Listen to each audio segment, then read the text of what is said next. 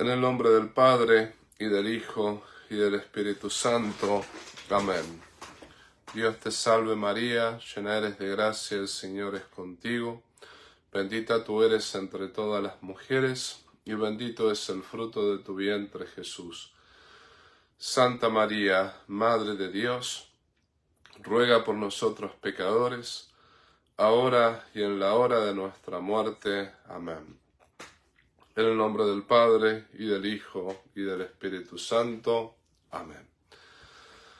Muy buenas noches, queridos amigos en todo el mundo. Bueno, hoy pensaba hablar solamente del domingo Gaudete, pero me parece que las circunstancias obligan a tratar un poquito este tema del documento Fiducia Supplicans. Fiducia Supplicans, que es el último documento del Dicasterio para la Doctrina de la Fe, que supuestamente aprueba, o más bien dicho, abre las puertas a la bendición de parejas del mismo sexo. Me parece a mí que acá hay que aclarar muchas cosas. Y aclarar no significa defender lo indefendible. No es esa la idea de este live. La idea acá no es defender lo indefendible, sino simplemente para que uno sepa distinguir dónde estamos parados. Porque muchas veces los medios de comunicación nos pueden confundir. Y hoy en día como que es muy fácil confundirse. Simplemente lo que quiero decir aquí es que todas las noticias que me han mandado algunos amigos míos y todas las noticias que yo he leído es noticias como la siguiente. El Papa Francisco abre las puertas a la bendición de parejas del mismo sexo. Y todo apuntaba al Papa Francisco, como que el Papa Francisco habría aprobado la bendición de parejas del mismo sexo. Entonces, bueno, yo lo primero que hice fue buscar la noticia y cuál era el documento. En concreto, ¿cuál era el documento? El documento era Fiducia Supplicans, que es un documento extraído del Dicasterio para la Doctrina de la Fe, cuyo prefecto es el cardenal Tucho Fernández.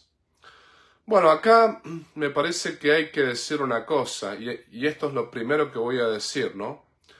Lo primero, no es el Papa quien aprobó este documento, por decirlo así, ¿no? No es el Papa quien ha aprobado este documento que ustedes han visto, sino que es un documento que sale del Dicasterio de la Doctrina de la Fe. Es obvio que lleva el sello papal, porque todos los documentos del Dicasterio de la Doctrina de la Fe llevan el sello papal, absolutamente todos los documentos. Cuando el Dicasterio de la Doctrina de la Fe saca un documento, lo mismo cuando la Congregación para el Clero saca un documento, cuando la Congregación para la Educación Católica saca un documento, todos los documentos que sacan estos dicasterios tienen el sello papal. Eso es así, ¿no? Tienen el sello papal. Ahora, hay que distinguir entre los documentos hechos por el Papa mismo y los documentos hechos por el Dicasterio de la Doctrina de la Fe. Hay que distinguir. ¿Por qué razón? Porque ahora voy a explicar. Esta distinción es fundamental para poder entender lo dogmático y lo que no es dogmático, que tenemos que volver a esto todo el tiempo. Para que un documento sea dogmático, nosotros sabemos que la infabilidad papal solamente se juega en lo dogmático y en lo que es un acto de magisterio ordinario definitivo. Por ejemplo, un dogma es el dogma de la Inmaculada Concepción, al cual todos los católicos estamos obligados a creer. Después, un acto de magisterio ordinario definitivo es, por ejemplo, que la Iglesia está en contra del aborto. ¿Por qué razón? Porque muchísimos pontífices, condenaron el aborto todos juntos.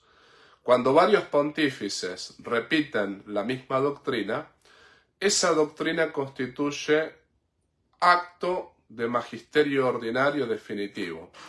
¿Qué quiere decir eso? Quiere decir que todos los católicos estamos obligados a seguir esa doctrina. Lo mismo cuando el Papa saca un dogma, que los dogmas son muy poquitos. Ahora, para que un dogma o para que un acto de magisterio ordinario definitivo se pueda sacar a la luz, primero tiene que ser emitido por el Papa mismo. No puede ser emitido por alguna congregación o algún dicasterio romano. Ese documento tiene que ser emitido por el Papa mismo. Ese documento tiene que constar de que el Papa quiere sacar una doctrina infalible. Por ejemplo, el Papa suele decir: yo, con la autoridad de Pedro, en unión con todos los obispos, declaro que se tiene que creer en el dogma de la Inmaculada Concepción. Y utiliza palabras como diciendo: quien no cree en ese dogma cae en el naufragio de la fe, etcétera, etcétera. O sea, el Papa no solamente que ese documento dogmático o ese acto de magisterio definitivo lo saca él mismo, sino que al mismo tiempo pone fórmulas solemnes donde él entiende que eso tiene que ser creído por toda la Iglesia. Entonces, tiene que ser emitido por el Papa mismo, cuando hay un documento dogmático, ¿no? Tiene que al mismo tiempo tener una fórmula solemne. El Papa tiene que aclarar que él quiere que toda la Iglesia crea en eso que está escrito en ese documento. En cuanto a este documento, el documento Fiducias Supplicans, no fue emitido por el Papa, o sea que ya del vamos no es dogmático. No fue emitido por el Papa, fue emitido por el cardenal Tucho Fernández. Aclaro, es el dicasterio más importante de la Iglesia Católica, yo no le quito gravedad a la situación. Pero ese documento, ¿por qué razón no es dogmático? ¿Por qué razón no es un acto de magisterio ordinario definitivo? Primero, porque no fue emitido por el Papa mismo. El Papa no fue quien sacó este documento. Pero después, en este documento, claramente, el cardenal Fernández está hablando de una cuestión pastoral. O sea, el cardenal Fernández, ¿qué está diciendo? Bueno, reunidas tales condiciones, se podría impartir la bendición a las parejas irregulares o a las parejas del mismo sexo. Y aclara: no se tiene que confundir con los ritos matrimoniales, esto y lo otro, bla, bla, bla, bla. Pero está hablando de miles de distinciones, está hablando de no confundir la bendición de una pareja irregular con el tema, o sea, no usar los mismos ritos matrimoniales, etcétera, etcétera. O sea, está hablando de una cuestión no dogmática, sino de una cuestión pastoral. Y las cuestiones pastorales, en definitiva, no son dogmáticas, no son actos de magisterio ordinario definitivo, y por lo tanto, por razones pastorales, nosotros los sacerdotes podemos no seguirlas, ¿no? Entonces, este documento, Fiducias Supplicans, no es dogmático, ante todo porque fue sacado no por el Papa, sino por el cardenal Fernández. Y no solamente que no es dogmático, sino que es pastoral. Da razones pastorales, y también por razones pastorales podemos no seguirlo. Como conclusión, este documento, Fiducias Supplicans, no es un documento dogmático, no es un documento que sea un acto de magisterio ordinario definitivo, es simplemente un documento pastoral. Y como documento pastoral, digamos, podemos seguirlo o podemos no seguirlo. Ahora, ciertamente, si ustedes me preguntasen, bueno, padre, ¿qué tenemos que hacer? Supongamos, no sé, alguno que es sacerdote, ¿qué tenemos que hacer? ¿Tenemos que bendecir a las parejas homosexuales o no las tenemos que bendecir? Bueno, acá quiero mencionar algo que está en el magisterio de la Iglesia Católica, particularmente en el número, déjenme darles el número correcto porque no quiero en ese sentido cometer errores, ¿no? Si ustedes van al Catecismo de la Iglesia Católica, van al número 2357, aquí dice lo siguiente, esto está en el Catecismo de la Iglesia Católica, número 2357. La homosexualidad designa las relaciones entre hombres y mujeres que experimentan una atracción sexual exclusiva y predominante hacia personas del mismo sexo. Reviste formas muy variadas a través de los siglos y las culturas. Su origen psíquico permanece en gran medida inexplicado. Apoyándose en la Sagrada Escritura, que los presenta como depravaciones graves, Génesis 19:1-29, Romanos 1:24-27, 1 Corintios 6:10, 1 Timoteo 1:10, la tradición ha declarado siempre que los actos homosexuales son intrínsecamente desordenados. Son contrarios a la ley natural, cierran el acto sexual al don de la vida. No proceden de una verdadera complementariedad afectiva y sexual. No pueden recibir aprobación en ningún caso. Bueno, tenemos por una parte un documento no dogmático, que por otra parte no es un acto de magisterio ordinario definitivo. Tenemos un documento que es simplemente pastoral. Y por otra parte tenemos el Catecismo de la Iglesia Católica, que esta parte del Catecismo es dogmática, o sea, es un acto de magisterio ordinario definitivo. La pregunta es, ¿qué tenemos que seguir? ¿Un documento pastoral o un documento dogmático?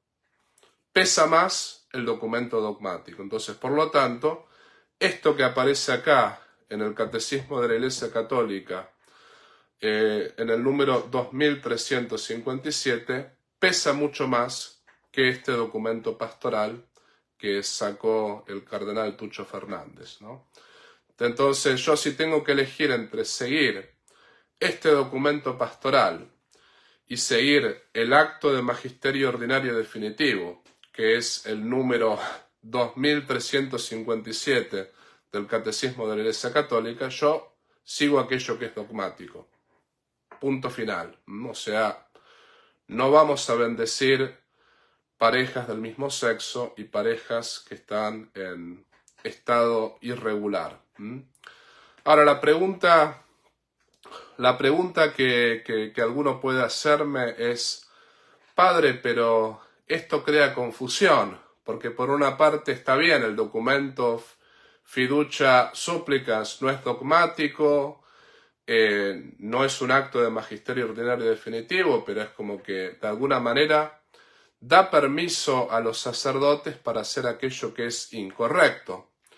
Lo que yo voy a decir aquí es, todo sacerdote que sigue lo que dice el Catecismo de la Iglesia Católica, no solamente que no causa escándalo, sino que ciertamente no va a cometer un error. Seguir Fiducia Supplicans, bueno, es un documento pastoral, lo cual quiere decir que si las circunstancias pastorales lo permiten, y muchas veces las circunstancias pastorales simplemente permiten escándalos, permite que la gente se aleje de la iglesia, o sea, escandalizan a los más pequeños, ¿no? Yo creo que no nos equivocamos nunca los sacerdotes cuando seguimos un documento dogmático como es el Catecismo de la Iglesia Católica. En cambio, nos podemos equivocar si seguimos un documento pastoral como es Fiducia Supplicans, porque podemos producir escándalo. Yo creo que cualquier sacerdote que tenga fe y tenga sentido común sabe que realmente siguiendo el catecismo de la Iglesia Católica no se va a equivocar, porque es un documento dogmático, un acto ordinario definitivo de parte de la Iglesia Católica. En cambio, siguiendo fiducia supplicans, podemos realmente cometer errores, escandalizar, confundir a los fieles, hacer cosas que no corresponden. Después, quiero aclarar una cosa también que es importante, ¿no? Aquí. Lo que es pecado digamos, en las parejas del mismo sexo, lo que es pecado es el sexo fuera del matrimonio. Los homosexuales que viven en castidad pueden ser santos, pueden ser gente buena, pueden ser gente inclusive canonizada, santa, porque lo que está mal es el sexo fuera del matrimonio. Ese es el punto principal. Eso de hecho lo dice en el 2358. Un número apreciable de hombres y mujeres presentan tendencias homosexuales profundamente arraigadas. Esta inclinación objetivamente desordenada constituye para la mayoría de ellos una auténtica prueba.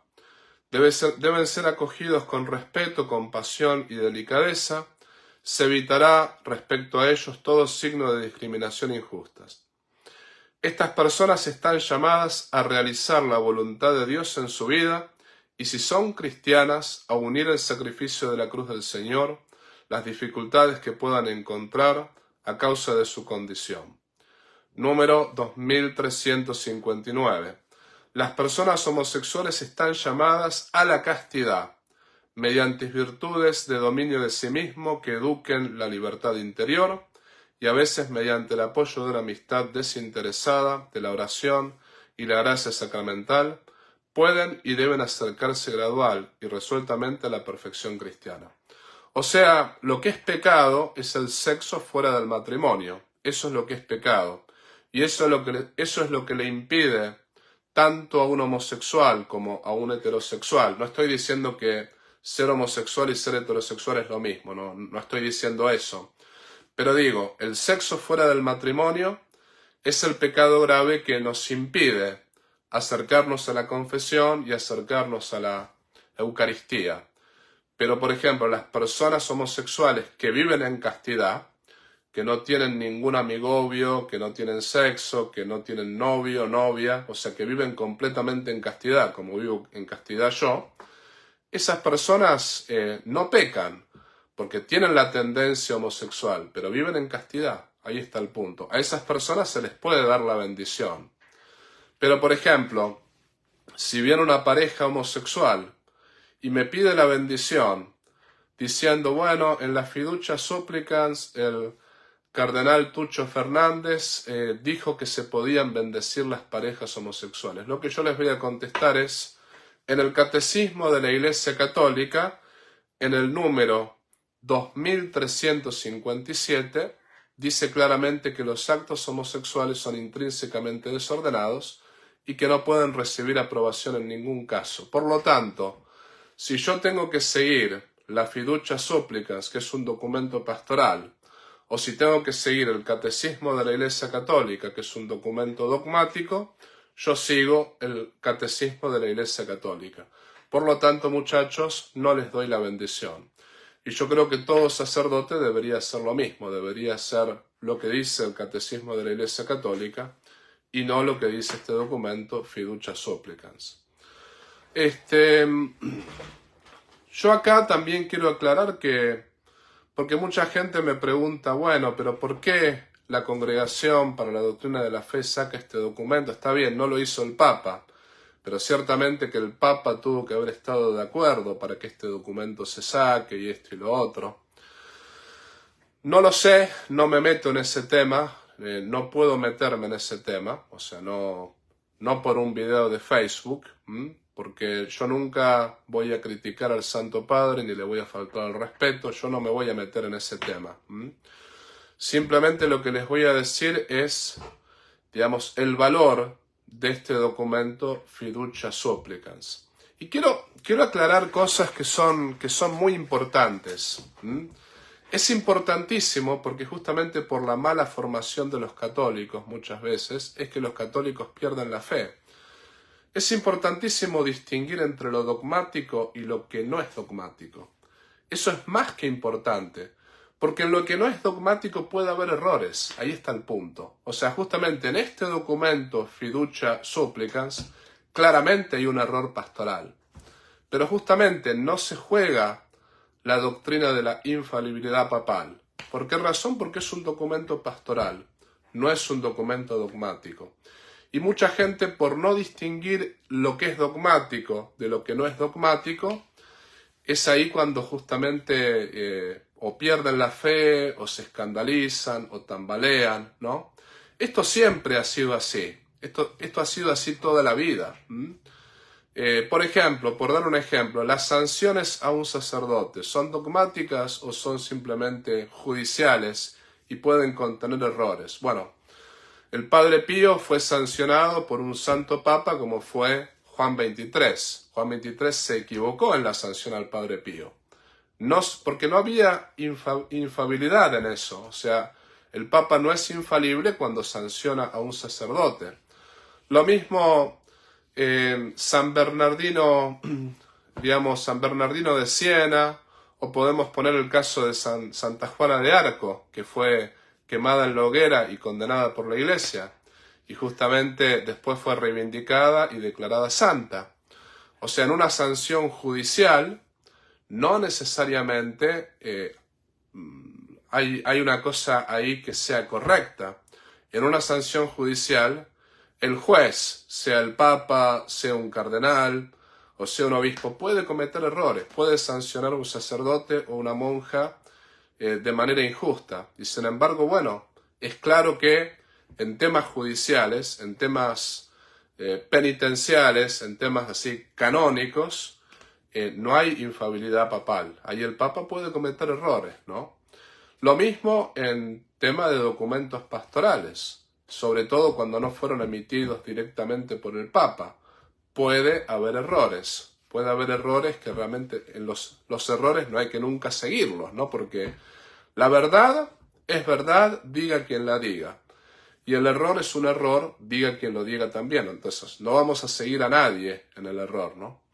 Por eso es importantísimo nosotros como católicos distinguir lo que es dogmático y lo que no es dogmático. En lo dogmático, unidad, decía San Agustín. En lo opinable, libertad. Y en todo, caridad. Pero justamente en el error, diga quien lo diga, no hay que seguir a esa persona en el error, ¿no? Cuando en un documento que no es dogmático, que no es un acto de magisterio definitivo, cuando en un documento claramente algo es un error, no lo tenemos que seguir ese documento. Ante todo porque no es dogmático. Y ante todo porque vemos claramente que al no ser dogmático contiene un error. Entonces, en el error no tenemos que seguir a nadie. Después, ¿por qué el Papa permitió que este documento salga? ¿Por qué, digamos, sacaron esto antes de Navidad? En ese tema no me voy a meter, porque justamente yo les dije a muchos de ustedes que nunca voy a cruzar esa línea. Yo al Papa lo voy a respetar siempre. No muerdo vidrio, como les digo, distingo entre lo dogmático y lo no dogmático, pero, digamos, como sacerdote siempre voy a rezar por el Papa y no voy a cruzar la línea de criticarlo. Entonces, por eso, simplemente estoy explicándoles que este documento, Fiducia Supplicans, no es dogmático, por lo tanto puede contener errores y claramente contiene un error. Entonces, si tenemos que realmente seguir lo que dice el Catecismo de la Iglesia Católica, o tenemos que seguir lo que dice Fiducia Supplicans, sigamos lo que dice el Catecismo de la Iglesia Católica. Y yo particularmente como sacerdote no voy a dar bendiciones a ninguna pareja del mismo sexo, ni parejas irregulares, y como dije en mi post hoy, voy a simplemente casar hombres y mujeres.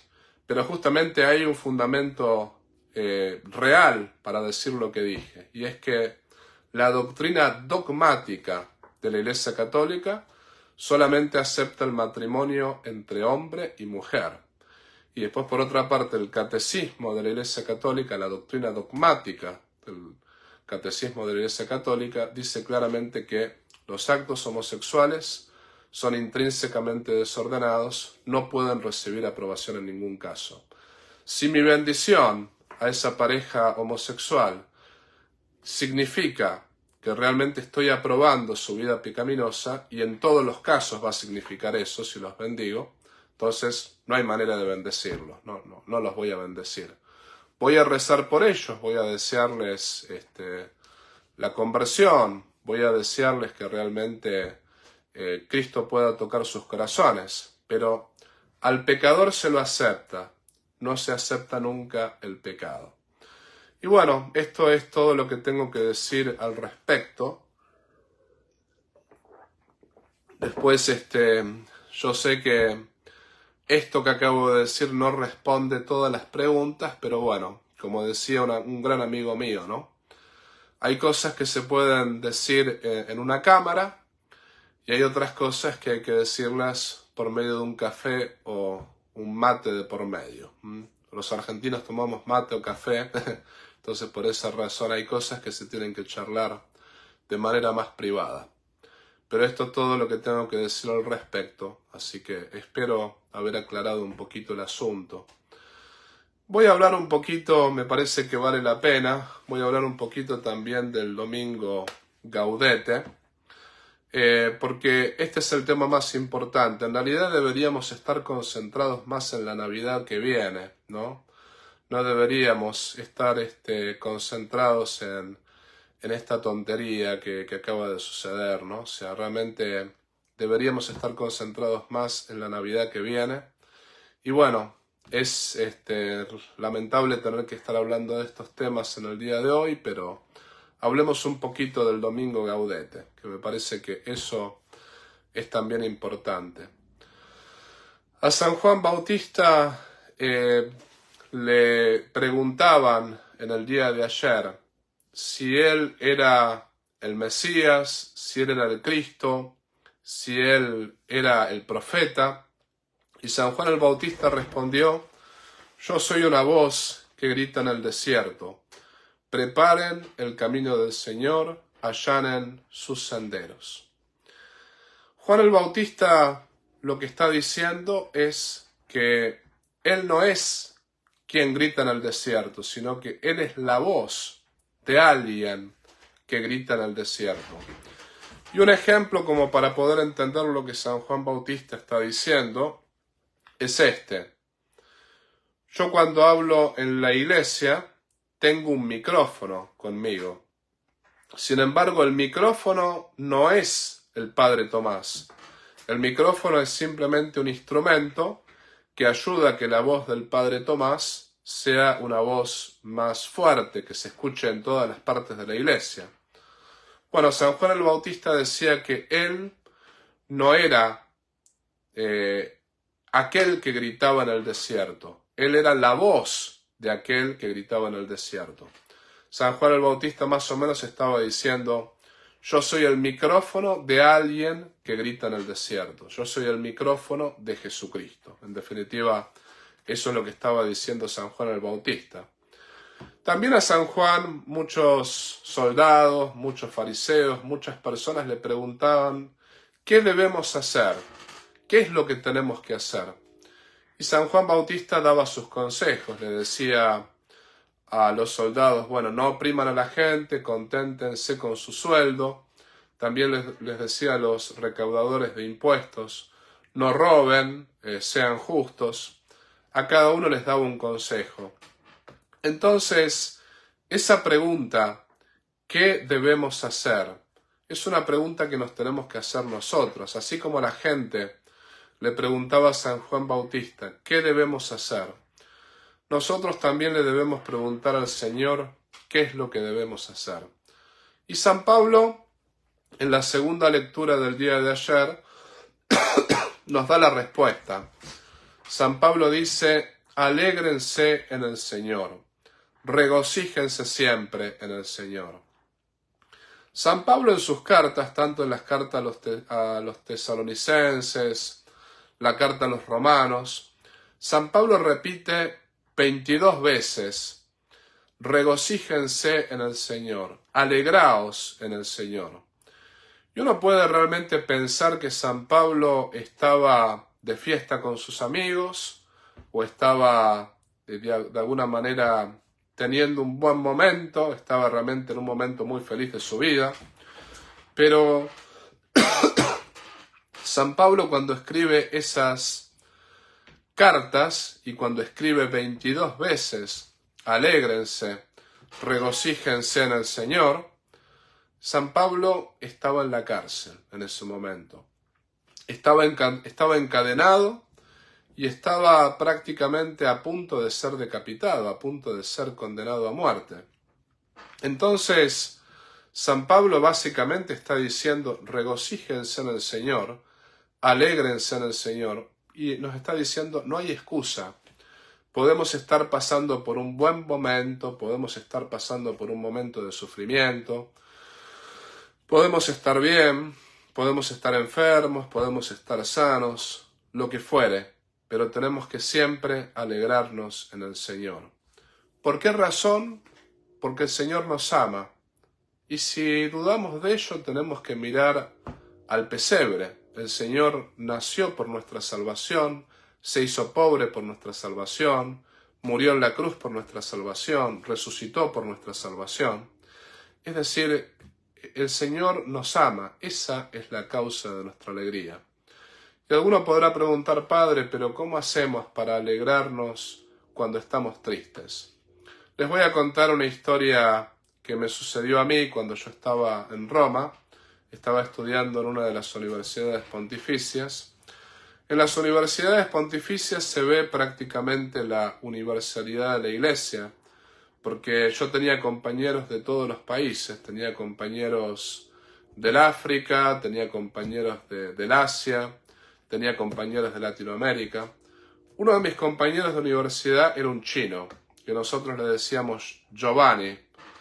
Este chino prácticamente, Giovanni, era seminarista, yo era sacerdote, y me acuerdo que le pregunto a Giovanni: bueno, en 2 años te ordenas sacerdote, ¿te piensas quedar acá en Roma o te vas a volver a China? Y Giovanni me responde: voy a volver a China. Entonces le pregunto: ¿y en China qué es lo que vas a hacer? ¿Te vas a ir a una parroquia? ¿Vas a ir a alguna casa de huérfanos? ¿Vas a ir a...? ¿Qué vas a hacer? Y Giovanni me sonríe y me dice: voy a ir preso. Entonces yo me quedo estupefacto ante esa respuesta y le digo: ¿cómo? Y me dice: sí, voy a ir preso. Porque en China, y ahí Giovanni me explica, ¿no? En China está la iglesia patriótica, la iglesia que no responde al Papa, sino que es la iglesia china patriótica, pero no le obedece al Papa. Y están la mayoría de los católicos chinos, que son más o menos 15 millones, que responden al Papa, pero esos que responden al Papa son perseguidos. Si tú eres de la iglesia patriótica, el gobierno te da permiso para tener tu iglesia. Y te da permiso para tener sacerdotes, obispos, todo lo que uno quiera. Pero si eres de la iglesia clandestina, si obedeces al Papa, estás siempre perseguido. Entonces me decía Giovanni: yo para poder tener autoridad moral ante los fieles, tengo que ir preso. Porque si no voy preso, los fieles católicos piensan que yo arreglé con el gobierno, que tengo un trato con el gobierno, y ellos van a desconfiar de mí, van a pensar que soy de la iglesia patriótica. Entonces Giovanni continúa diciendo: yo quiero probarles que soy un verdadero sacerdote católico, que soy fiel al Papa, que soy fiel a Jesucristo, y para eso tengo que ir preso. Si voy preso, ellos van a entender que realmente soy un sacerdote de la iglesia católica. Entonces yo me quedé totalmente choqueado ante lo que Giovanni me decía. Y le digo: Giovanni, te compadezco, la verdad que me da mucha pena que ese vaya a ser tu destino. Y Giovanni sonriendo me dice: no, estoy contento de poder sufrir algo por Jesucristo, porque yo soy bien consciente de que si sigo a Cristo crucificado, voy a seguir a Cristo resucitado. y lo voy a seguir en su gloria. Así que me tengo que alegrar porque el Señor me va a permitir sufrir algo en su nombre. Y yo decía, pensaba en mi cabeza, este seminarista chino tiene más fe que muchos de nosotros sacerdotes, muchos sacerdotes juntos. Tiene una fe realmente increíble porque él tenía esa visión. Tengo que ir preso para que la gente sepa que realmente soy un verdadero sacerdote católico. Ahí está la clave para entender cómo nos podemos alegrar en los momentos de tristeza. Tenemos que saber que nuestras cruces de alguna manera son bendiciones, porque después de la pasión y muerte vino la resurrección y la gloria. Y es lo que dijo en definitiva Jesucristo. Jesucristo dijo: quien no carga con su cruz y me sigue, no puede ser mi discípulo. La cruz, en definitiva, es el signo de los discípulos del Señor. Si nosotros sabemos cargar con nuestra cruz, sabemos seguir a Cristo crucificado, lo seguiremos a Cristo en su gloria en el paraíso. Y tenemos que recordar que, en definitiva, solamente Cristo nos puede hacer verdaderamente felices. También una de las cosas que yo he contado varias veces ha sido mi experiencia como misionero en Europa del Norte y también mi corta experiencia en el poco tiempo que estuve en África. Yo me acuerdo que, por ejemplo, que en Europa del Norte uno veía gente que tenía un montón de dinero. La gente esa viajaba por el mundo, tenía casas, tenía carros, tenía camionetas. Es decir, los jóvenes a los 18 años tenían su propia casa, tenían su propio auto, es decir, viajaban por el mundo, tenían todo lo que muchas personas desean, ¿no? Sin embargo, los países de Europa del Norte son los países con mayor alto índice de suicidios. O sea, hay muchísimos suicidios de gente joven, de 18 o 20 años, hay muchísima depresión, hay muchísimos problemas psicológicos, o sea, la gente está triste, uno eso lo ve. En cambio, en África, mi pobre experiencia allí, que fue por corto tiempo, pero uno veía, según la experiencia de los misioneros, que no había realmente una tasa alta de suicidios, no había mucha depresión, no había muchos problemas psicológicos. Obviamente África no es el paraíso, hay hambre, hay enfermedades, hay grandes problemas, pero uno veía a la gente más contenta, uno veía a la gente mucho más feliz que en Europa del Norte. La gente en África tenía una gran sonrisa en su cara, no tenían depresión, no tenían suicidios, compartían las pocas cosas que tenían. O sea, uno veía más felices a los africanos en su pobreza que a la gente de Europa del Norte en su abundancia. Y uno dice, ¿por qué? Si justamente estos tienen todo lo material, deberían ser felices y estos no tienen nada. ¿Cómo es que uno ve más felices a estos que a estos otros? La respuesta es una, y es Dios. Esa es la respuesta.